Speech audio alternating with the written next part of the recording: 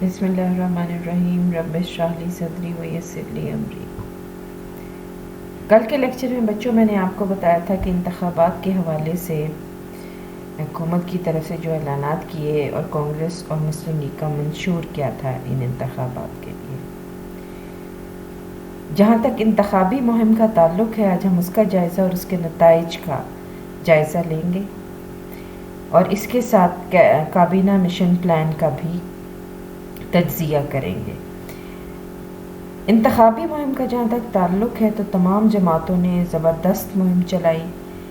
کانگریس ہر صورت مسلم لیگ کے مقاصد کو ناکام بنانا چاہتی تھی۔ اس کے قائدین نے پورے ملک میں شمال سے جنوب اور مشرق سے مغرب تک دورے کیے۔ کانگریس نے یونینسٹ پارٹی، مجلس احرار، جمعیت العلماء ہند اور دیگر مسلم جماعتوں سے انتخابی اتحاد کیے اور مسلم لیگ کی کامیابی کا راستہ روکنے کی ہر ممکن کوشش کی۔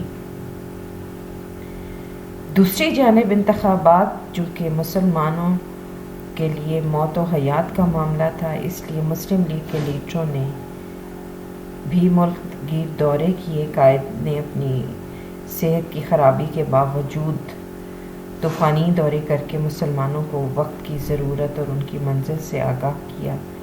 مسلم لیگ کا منشور تیزی سے مقبولیت حاصل کرنے لگا۔ بہت سی مسلمان رہنما اپنی جماعتوں سے قطع تعلق کر کے مسلم لیگ میں شامل ہوئے۔ قائد نے اپنے جلسوں میں کانگریس کو کھلم کھلا چیلنج کیا کہ انتخابات میں مسلم لیگ پاکستان کے بارے میں اپنے مطالبے کو سچا ثابت کرے گی اور برصغیر کے مسلمان پاکستان بنا کر ہی دم لیں گے۔ اس کیمپین کے دوران مسلم عوام نے زبردست جذبات کا اظہار کیا۔ طالب علم اور طالبات میدان میں نکل آئے۔ شہر شہر، گاؤں گاؤں لیگی کارکنوں کی ٹولیاں پہنچیں۔ فضا پاکستان زندہ باد کے نعروں اور بن کے رہے گا پاکستان، لے کے رہیں گے پاکستان، اور پاکستان کا مطلب کیا، لا الہ الا اللہ کے نعرے ہر خاص و عام مسلمان کی زبان پر تھے۔ ہر آنے والا دن مسلم لیگ کے موقف کو سچا اور مضبوط تر بناتا گیا۔ مرکزی قانون ساز اسمبلی کے انتخابات دسمبر 1945 میں کروائے گئے۔ یہ جداگانہ طریقے انتخاب کی بنیاد پر منعقد ہوئے۔ پورے برصغیر میں مسلمانوں کے لیے 30 نشستیں مخصوص تھیں۔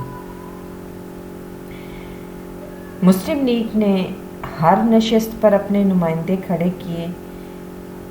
کسی سیاسی جماعت سے، جیسا کہ کانگریس نے یونینسٹ پارٹی، مجلس احرار، جمعیت العلماء ہند سے انتخابی اتحاد کیا تھا، لیکن مسلم لیگ نے کسی سیاسی جماعت سے انتخابی اتحاد نہیں کیا اور اکیلے ہی ان تمام جماعتوں کا مقابلہ کیا۔ ان انتخابات کے نتائج جب منظر عام پر آئے تو مسلم لیگ فاتح نکلی، یعنی وہ تمام مخصوص نشستیں جو مسلمانوں کے لیے تھیں، اس پر مسلم لیگ کے ٹکٹ پر کھڑے ہونے والے امیدوار کامیاب ہو گئے۔ اس طرح مسلم لیگ کو 100% کامیابی حاصل ہوئی۔ یہ سامنے سلائیڈ پر بچے آپ کو رزلٹ نظر آ رہا ہوگا کہ اس کے نتائج کیا نکلے، اور جو لیجسلیٹو اسمبلی تھی اس میں مسلم لیگ نے 30 کی 30 نشستیں حاصل کر لیں اور کانگریس کو 57 سیٹس ملی۔ یورپینس نے 8 سیٹوں پر فتح حاصل کی، انڈیپینڈنٹس نے 5 سیٹس پر اور اکالی سکھ نے 2 نشستیں حاصل کی۔ اب 22 فروری کو صوبائی اسمبلیوں کے انتخابات میں بھی مسلمانوں نے 495 میں سے 446 نشستیں حاصل کی۔ اس سے یہ بات تو واضح ہو گئی حکومت پر کہ ہندوستان کے مسلمان علیحدہ ریاست کے حق میں ہیں۔ مسلم لیگ کو جو 100% کامیابی مرکز میں ملی وہ شاندار اور مثالی فتح تھی۔ یہ وہ جادو تھا جو سر چڑھ کر بولا۔ صوبائی سطح پر بھی اس نے شاندار فتح حاصل کی۔ کئی سیاسی جماعتوں نے کانگریس کی حمایت کی تھی، لیکن مسلم لیگ نے ان سب کو شکست دی۔ ان انتخابات کے نتائج کو دیکھتے ہوئے یہ بات واضح تھی کہ اب پاکستان کو بننے سے دنیا کی کوئی طاقت نہیں روک سکتی۔ انتخابی نتائج نے پاکستان کی بنیاد مضبوط تر کر دی۔ اگلا جو آپ کا ٹاپک ہے پیج نمبر 20 پہ، وہ ہے کیبنٹ مشن پلان، جو 1946 میں ہندوستان آیا۔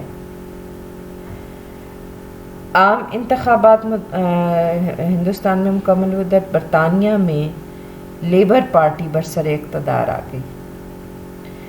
وزیر اعظم لارڈ اٹیلی نے بر صغیر کے مستقبل کے بارے میں سیاسی جماعتوں سے رابطہ کرنے کی غرض سے ایک خصوصی مشن بھیجنے کا فیصلہ کیا، جس میں 3 وزراء شامل تھے۔ ان کے نام یہ تھے: اسٹیفرڈ کرپس، وی الیگزینڈر، سر پیٹرک لارنس۔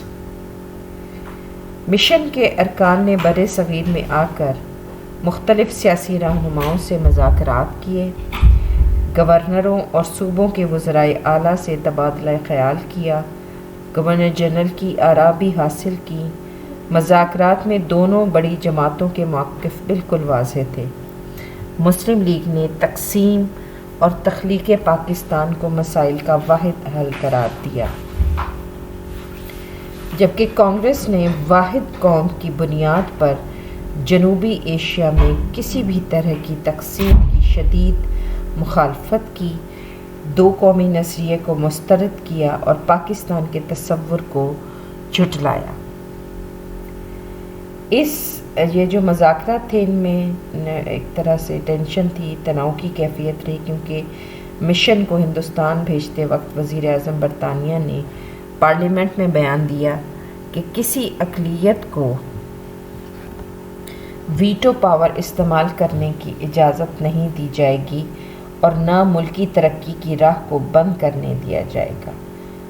کانگریس اس بیان سے بڑی خوش تھی، لیکن قائد نے اس پر کڑی تنقید کی۔ اسٹیٹمنٹ پر انہوں نے وزیر اعظم کو جواب دیا کہ مسلم لیگ مسلمانوں کے حقوق کے تحفظ کے لیے کوشاں ہے اور 2 قومی نظریے کی بنیاد پر آئینی مسائل کا حل چاہتی ہے۔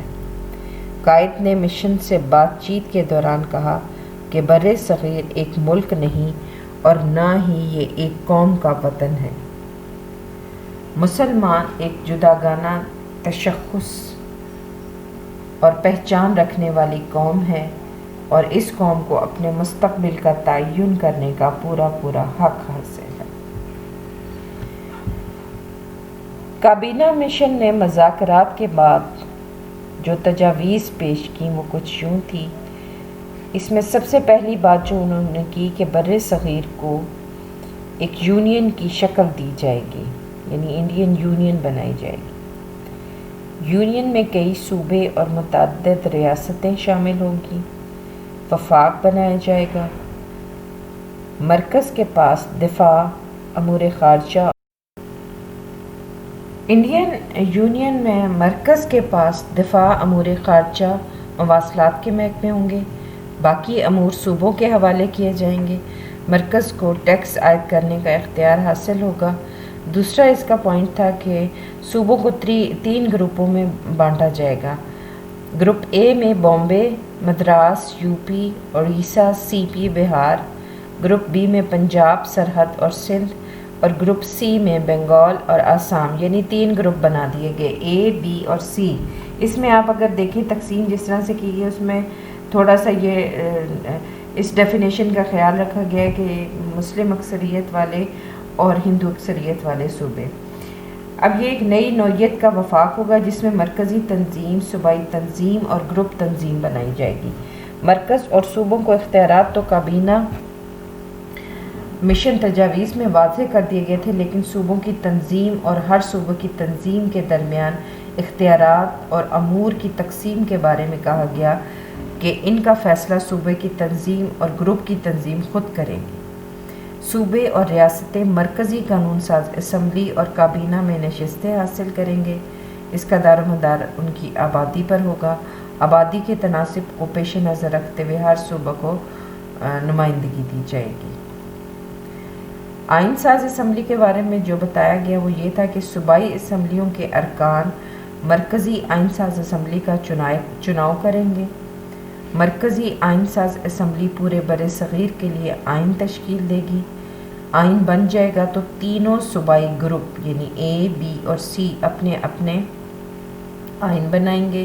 عبوری حکومت فوری طور پر قائم کی جائے گی۔ یہ جو عبوری حکومت ہوگی آئین کی تشکیل تک نظام چلائے گی۔ عبوری حکومت میں بڑی سیاسی جماعتوں کے نمائندے شامل کیے جائیں گے۔ عبوری حکومت میں شامل تمام وزراء مقامی ہوں گے، کوئی انگریز کابینہ میں شامل نہیں کیا جائے گا۔ کابینہ انتظامی امور میں بااختیار ہوگی۔ مرکزی آئین بننے اور عارضی حکومت کے قیام کے بعد اگر کوئی صوبہ ضروری سمجھے گا تو وہ اپنا گروپ تبدیل کر سکے گا۔ ہر صوبے کو اپنی پسند کے صوبائی گروپ میں شمولیت کا اختیار حاصل ہوگا۔ ہند یونین سے علیحدگی، صوبوں کے تینوں گروپوں میں سے کوئی ایک یا دو صوبے یونین سے علیحدہ ہو جانے کا فیصلہ کرنا چاہیں تو انہیں اس بات کی اجازت ہوگی، لیکن علیحدگی کا یہ فیصلہ 10 سال گزرنے کے بعد کیا جا سکے گا۔ اس نکتہ نے گروپ بی اور گروپ سی کے مسلم اکثریتی علاقوں کو حق دے دیا کہ وہ 10 سال بعد پاکستان بنا سکیں گے اور از خود تقسیم کا عمل پورا ہو جائے گا۔ حق استرداد، اگر کوئی سیاسی جماعت کابینہ مشن تجاویز کو ناپسند کرتی ہے تو وہ انہیں مسترد کر سکے گی، البتہ عبوری حکومت میں شامل ہونے کا حق صرف اس سیاسی جماعت کو دیا جائے گا جو تجاویز قبول کر لے گی۔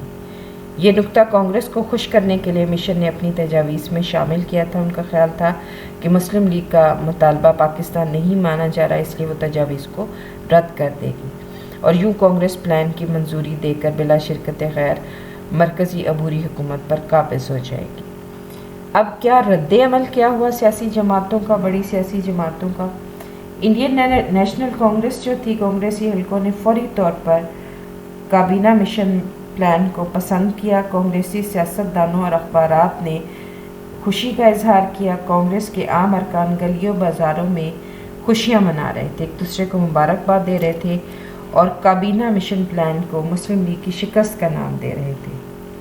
نہرو نے کہا کہ پلان نے جناح کے پاکستان کو دفن کر دیا ہے۔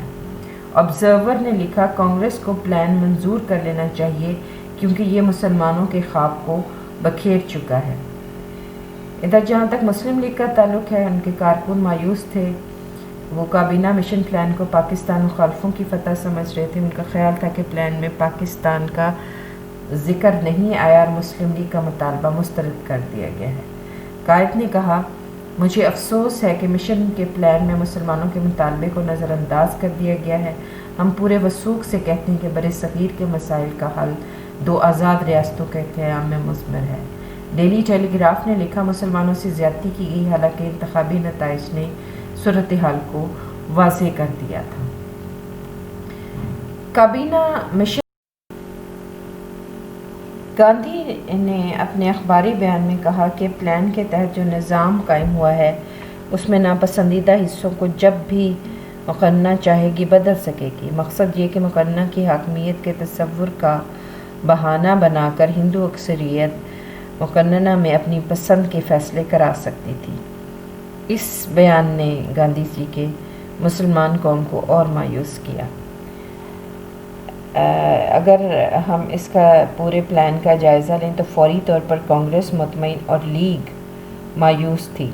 صاف نظر آ رہا تھا کہ کانگریس پلان کی منظوری دے دے گی اور مسلم لیگ کا فیصلہ اس کے برعکس ہوگا، لیکن کانگریس نے مناسب سمجھا کہ پہلے مسلم لیگ کے فیصلے کا انتظار کرے۔ مسلم لیگ کونسل نے قائد کو اختیار دے دیا کہ وہ جو فیصلہ مناسب سمجھیں کر دیں۔ قائد نے تمام حلقوں کی توقعات کے برعکس کیبنٹ مشن پلان کو منظور کر لیا۔ کانگریس پریشان ہو گئی، اب لیگی خوشی اور کانگریس مایوس دکھائی دینے لگی۔ قائد نے پلان کے ایک نقطے کی روشنی میں بیان دیا کہ پلان پر عمل درآمد ہو جاتا تو 10 سال کے بعد مسلم اکثریتی علاقوں کو علیحدہ آزاد مملکت بنانے کا موقع مل جائے گا۔ کانگریسی لیڈر بڑے الجھے ہوئے تھے، وہ قائد کے تدبر، دور اندیشی اور موقف منانے کی صلاحیت سے آگاہ تھے۔ بڑے غور و فکر کے بعد کانگریس نے آدھا پلان ماننے کا انکار کر دیا۔ وہ عبوری حکومت کی تشکیل اور آئین سازی پر تو راضی ہوگی، لیکن صوبوں کی گروپ بندی کو مسترد کر دیا۔ مسلم لیگ اور قائد نے وائس رائے اور کابینہ مشن کے ارکان کو کہا کہ وہ پلان کو مکمل طور پر نافذ کرے، کیونکہ ایک بڑی جماعت مسلم لیگ نے اسے قبول کر لیا تھا۔ حکومت اپنے وعدے سے مکر گئی اور کانگریس کے بغیر عبوری حکومت کی تشکیل پر رضامند نہ ہوئی۔ صوبائی گروپس کی تشکیل کا کام بھی روک دیا گیا۔ دراصل حکومت کانگریس سے خوفزدہ ہو کر اصولوں سے انحراف کر رہی تھی۔ قائد کو وعدہ خلافی پر بہت دکھ ہوا اور انہوں نے راست اقدام کا اعلان کیا اور مسلم لیگ نے 16 اگست 1946 کو یوم راست اقدام منایا یا اس کو قرار دیا۔ اس دن کو کابینہ مشن پلان کا جو حصہ کانگریس نے منظور کر لیا تھا رائج کرنے کا فیصلہ ہوا۔ وائس رائے نے آئین سازی شروع کرنے اور عبوری حکومت قائم کرنے کا حتمی فیصلہ کر لیا۔ اب مناسب تو یہ تھا کہ وائس رائے مسلم لیگ کو عبوری حکومت تشکیل دینے کی دعوت دیتا، کیونکہ اس جماعت نے تو پورا کا پورا پلان منظور کر لیا تھا اور پلان میں درج تھا کہ ایک بھی بڑی جماعت آمادہ ہو جاتی ہے تو پلان نافذ کر دیا جائے گا، لیکن عملی طور پر ایسا نہیں ہوا۔ وائس رائے نے انڈین نیشنل کانگریس اور آل انڈیا مسلم لیگ دونوں کو حکومت سازی کی دعوت دی۔ پنڈت نہرو کو وزیر اعظم کا عہدہ دیا گیا۔ پلان کے مطابق کانگریس اور مسلم لیگ نے بالترتیب 6 اور 5 وزراء نامزد کرنے تھے۔ کانگریس نے فوری طور پر کابینہ بنانی شروع کر دی۔ پنڈت نہرو نے مسلم لیگ کو 5 ارکان نامزد کرنے کی دعوت دی۔ مسلم لیگ حکومت کی بدعہدی سے مایوس تھی۔ وائس رائے نے بھی مسلم لیگ کو عبوری حکومت میں شامل ہونے کے لیے کہا، لیکن مسلم لیگ نے اپنی ناراضگی کا اظہار کیا۔ بات آگے نہیں بڑھ رہی تھی۔ مسلم لیگ کونسل کے اجلاس میں سوچا گیا کہ 1937-39 کی کانگریسی وزارتوں کے دور کا ری پلے نہیں ہونا چاہیے، اور وہ آپ کو یاد ہوگا کہ اس دوران میں مسلمانوں پر کس حد تک ظلم و ستم ڈھائے گئے، اور یہ بھی نظر آ رہا تھا کہ انگریز ہندوستان چھوڑنے والے تھے۔ ایسے حالات میں اگر کانگریس کی حکومت کی اجارہ داری ہوتی تو مسلمانوں کے لیے بہت سے مسائل کھڑے ہو جاتے۔ حکومتی زیادتیوں کے باوجود طے پایا کہ وائس رائے کی دعوت قبول کر لی جائے اور عبوری حکومت میں مسلم لیگ 5 وزراء کو بھیج دے۔ قائد نے وائس رائے کے ساتھ بات چیت کے بعد اس سے تعاون پر آمادگی کا اظہار کیا۔ راست اقدام کا فیصلہ واپس لیا گیا۔ مسلم لیگ نے عبوری حکومت میں شریک ہو کر اپنا کردار ادا کرنے کا اعلان کیا۔ اب یہ جو لیگی وزراء تھے 5، ان کے نام یہ تھے: لیاقت علی خان، عبدالرب نشتر، آئی چندی گڑھ، راجہ غضنفر علی خان اور جوگندر ناتھ منڈل۔ جوگندر ناتھ منڈل کا تعلق اچھوت برادری سے تھا۔ مسلم لیگ نے انہیں نامزد کر کے ثابت کیا کہ وہ نہ صرف مسلمانوں بلکہ اقلیتوں کے حقوق کے محافظ ہونے کا کردار ادا کر رہی ہے۔ کانگریس نے ایک مسلمان ابوالکلام آزاد کو کابینہ میں شامل کر کے بظاہر یہ ثابت کرنا چاہا کہ وہ مسلمانوں کی بھی نمائندگی کرتی ہے۔